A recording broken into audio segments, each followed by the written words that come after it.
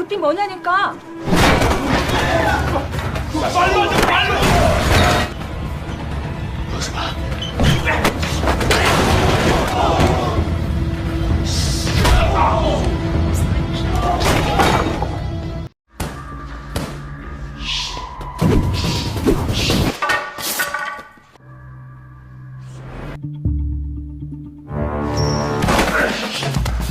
난이 새끼잖아.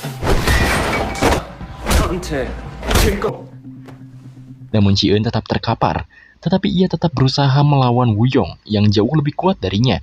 Ia semakin brutal dan membuat Woo Young kewalahan dengan alat-alat yang ada di sekitarnya.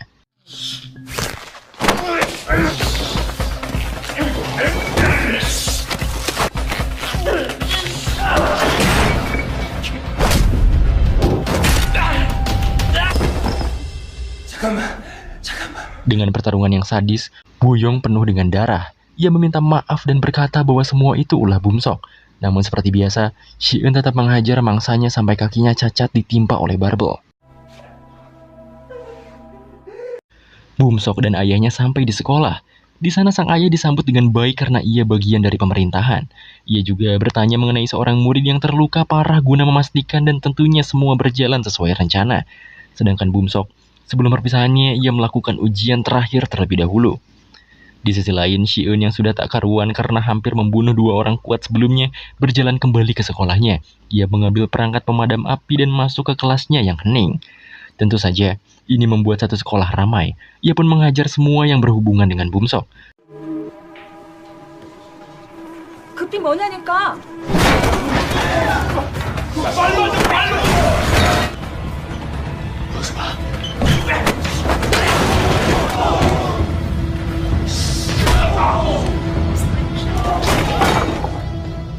Bumsok hanya diam tanpa ekspresi ketika Ji Eun mendekatinya.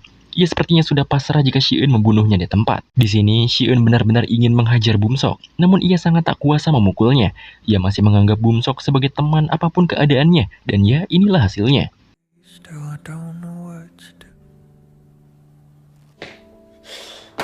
Inilah perjalanan dan mungkin akhir dari emosi sang pendiam Ji Eun.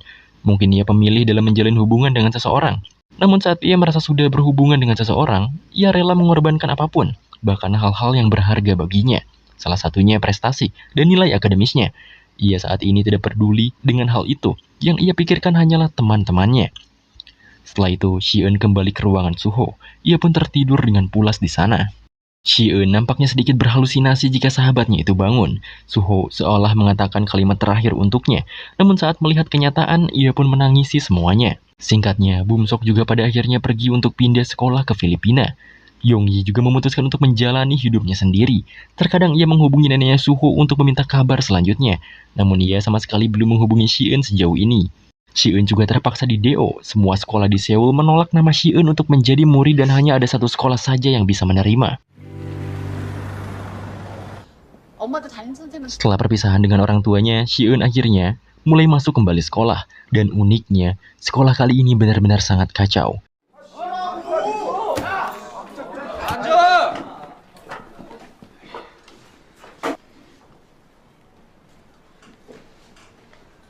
Belum sebentar ia belajar di sekolah itu, Ji Eun didatangi murid di sana. Ya, sudah ketebak sih, bahwa murid tersebut mengganggu Ji Eun. Ji Eun yang sudah tahu bahwa sekolahnya saat ini isinya berandalan semua, ia benar-benar telah menyiapkan semuanya selain mental. Salah satunya ballpoint yang ia jadikan senjata. 개새끼 눈깔 뭐지 이거?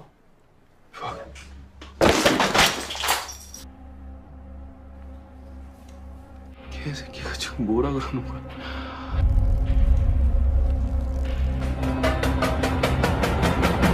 Singkat ceritanya nih guys, seseorang ada yang melaporkan kabar mengenai Ji Eun kepada pria misterius bertato dan cukup sangar. Seseorang itu mengatakan bahwa Ji Eun telah mengalahkan Kang Woo Young, si petarung UFC. Diketahui bahwa Kang Woo Young adalah kandidat asosiasi mereka, dan belum tahu juga asosiasi apa. Tampaknya mereka akan melakukan sesuatu terhadap Ji Eun, dan setelah scene itu selesai, perjalanan Ji Eun masih panjang, lalu series pun berakhir.